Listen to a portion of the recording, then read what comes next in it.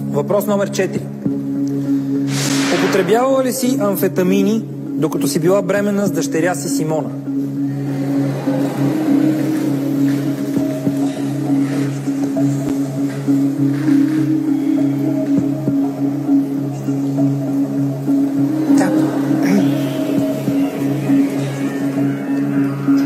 Вашият отговор е...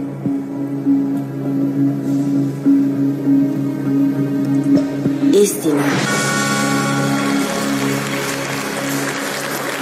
Ялоне, ти знаеш ли за това? Не. Не знаеш. Научаваш го сега. Сега го науча. Аз мисля, че има още какво да научиш. Вероятно. Въпрос номер 5. Смъркала ли си кокаин, докато си била бременна с сина си Никола?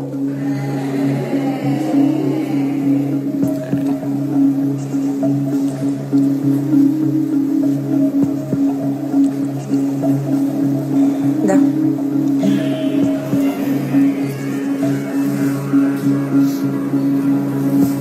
Вашият отговор е...